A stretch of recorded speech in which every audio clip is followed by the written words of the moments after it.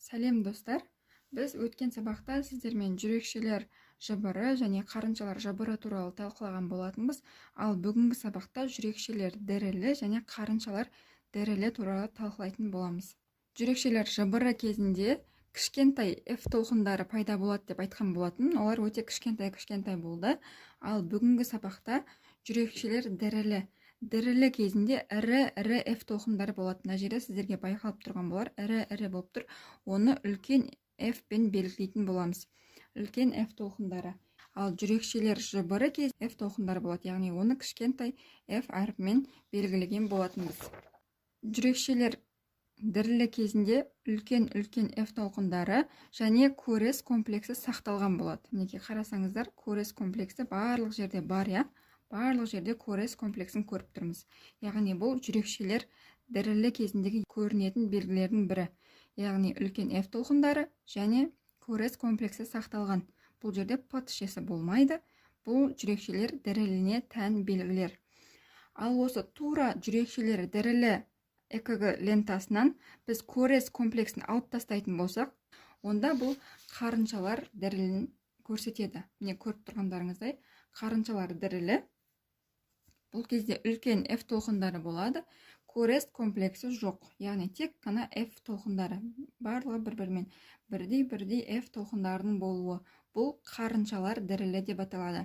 Сіздің қолыңызға ЭКГ лентасы берілген кезде қарыншалар дірілін бірден анықтауға болады. Тек қана осындай бейнені көретін боласыз. Ал тура сондай бейнеде көрес комплексі қосылған түрінде болатын болса, үлкен F толқындары көрес комплексі. Бұл жүрекшелер дірілі бар екенін көрсетеді.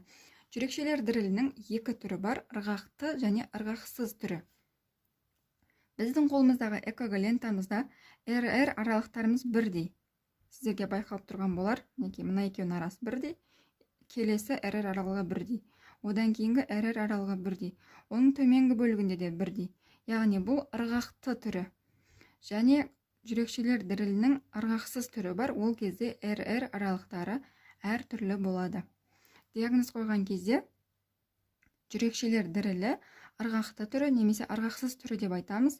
Ал ырғақты түрі деп диагноз қойған кезде жақшаның ішіне жазсақ болады. Мысалы, екі РР-дің арасын санаймыз. 1, 2, 3, 4, 5. 5 F толқыны бар, Ал келесі РР аралығын санаймыз. 1, 2, 3, 4, 5. 1, 2, 3, 4, 5. Яғни барлығында 5 үлкен F толқындары бар екен. Диагнозды қойған кезде негізгі ауруы жүрекшелер дірілі, ырғақты түрі және жақшаның ішінде 5-те 1 деп қоятын боламыз. Себебі бізде 5 үлкен F толқындарымыз бар. Ал егер ырғақсыз түрі болатын болса, тек қана негізгі ауруы жүрекшелер дірілі ырғақсыз түрі деп қоятын боламыз. Мына жерге РР аралық бірдей деп жазып қойсақ болады. Интервалы бірдей. Диагнозды осылай қоямыз. Сіздерге жүрекшелер дірілі және қарыншалар дірілі түсінікті болды деген ойдамын. Егер түсініксіз болған жерлер болса, комментарийге жазып кетсеңіздер болады.